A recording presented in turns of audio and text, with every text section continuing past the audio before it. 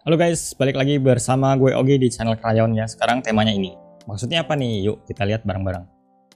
Nih ya, ada namanya dia nih, Jerome Seymour Brunner. Dia disebut sebagai psikolog yang cukup berpengaruh pada dunia pendidikan. Dia bilang ini pertanyaannya, knowing is a process.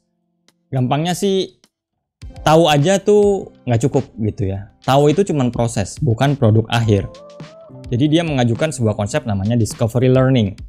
Individu yang belajar mengalami sendiri apa yang mereka pelajari, supaya proses tersebut bisa direkam dalam pikiran mereka dengan caranya sendiri. Jadi tahu doang nggak cukup, harus dipraktekin ya.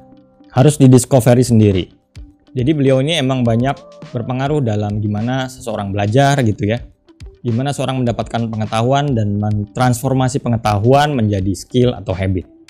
Nah kita nih banyak ngerasa ya kadang sampai pada tahu aja itu udah cukup gitu. Apalagi gue lihat ya, kalau nih gue ngelihat kenyataan sih, gue ngelihat di sekitar gue gitu ya.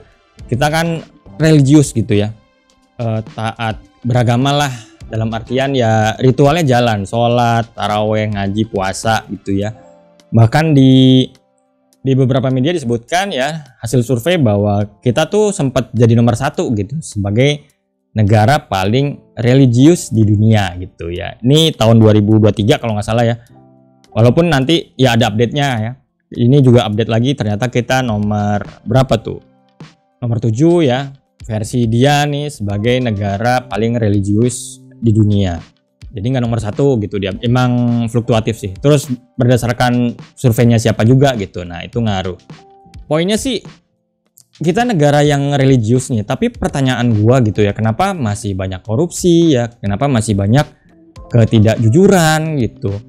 Padahal top 10 negara paling religius, tapi kita di sinilah yang notabene pasti kalau di Islam tuh ngajarin jujur gitu ya, tapi ternyata kita malah masuk peringkat kedua dunia dalam ketidakjujuran akademis. Kan apa ya, menurut gue kontras banget gitu. Terus judi haram, tapi di Indonesia juga ada hasil survei yang menunjukkan bahwa kita tuh nomor 1 pemain judolnya ya. Kan sempat heboh ya, dari siswa, remaja, guru itu pada main slot gitu ya, game judi online. Tapi paling religius ya. Terus negara paling korupsi keberapa gue nggak tahu deh, mungkin naik kali ya. Dulu sih sempat peringkat yang buruk lah. Tapi kepolisiannya juga gue baca pernah ada tuh keberapa gitu paling nggak bisa dipercaya atau korupsi gitu ya. Padahal di Qurannya enggak kan, kita harus menjauhkan yang itu semua gitu loh. Nah ini terkait sama tadi ya, knowing is not product. Maksud gue tahu aja itu nggak cukup gitu. Tahu tuh cuman bagian dari proses belajar.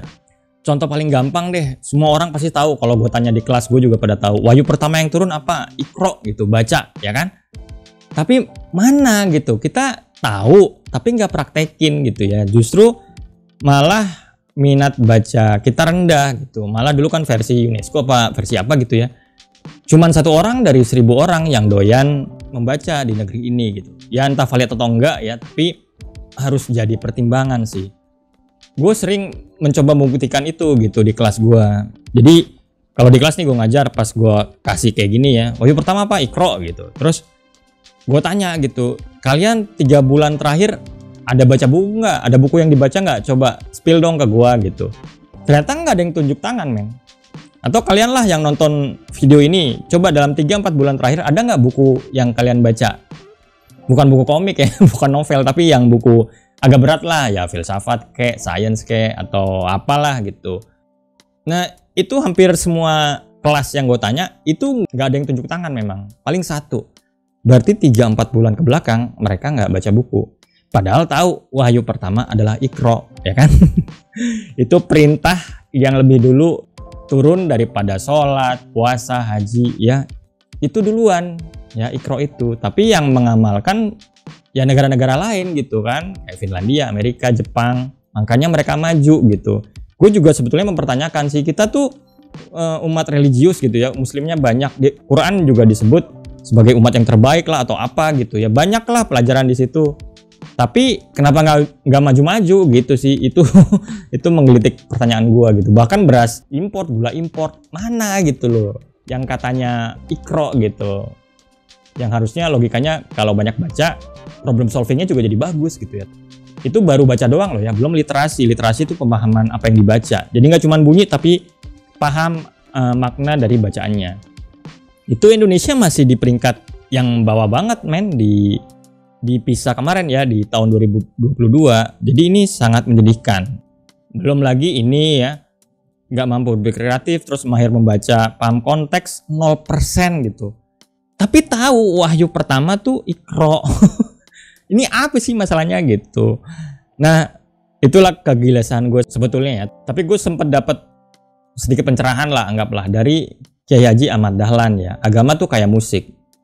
Maksud dia, kalau di tangan orang yang benar, dia bisa mengalunkan melodi yang indah, yang bikin orang tersentuh, yang apa gitu ya. Tapi kalau di tangan orang yang nggak tahu memainkan musik, itu jadi bahan tertawaan, jadi bahan olok-olok. Dia bilang kayak gitu. Bener sih. So poinnya emang kayak di atas.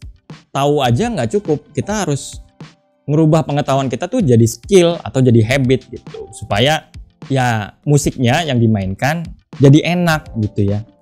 Kalau di filmnya Sang Pencerah, teman-teman lihat deh, dia ngomong kayak gitu terus suruh muridnya yang nggak bisa main biola, ini coba lo mainin gitu, terus dimainin ngekok jelek gitu ya.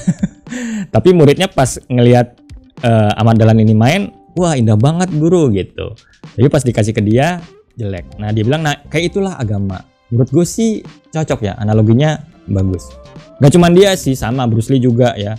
Knowing is not enough, tahu aja tuh nggak cukup, harus dipraktekin, harus dilakukan. Atau kalau teman-teman lihat video gue yang tentang tafakur ya, nah itu memang harus seperti itu supaya pengetahuannya berubah gitu menjadi skill ataupun habit. Nah kaitannya dengan kreativitas sebetulnya menurut Brunner tadi ya, esensi kreativitas itu adalah memberikan gambaran gimana apa yang udah kita tahu ya bisa melebihi apa pikiran kita sekarang gitu. Jadi level berpikir kita naik, dan itu harus ya perlu tafakur sih minimal, harus direnungkan ya, dipahami atau menemukan sendiri alasan kenapa sih ini begini gitu, discovery learning tadi ya. Jadi menurut beliau juga seseorang tuh nggak benar-benar paham sebetulnya sebelum dia bisa menyebutkan alasan atau makna atau kaitannya apa yang dia tahu ini dengan hal lain seperti kehidupannya atau dengan pengetahuan lain yang dia ketahuin gitu ya. Nah kalau belum seperti itu bisa dibilang seseorang nggak benar-benar paham, tapi hanya sekedar tahu.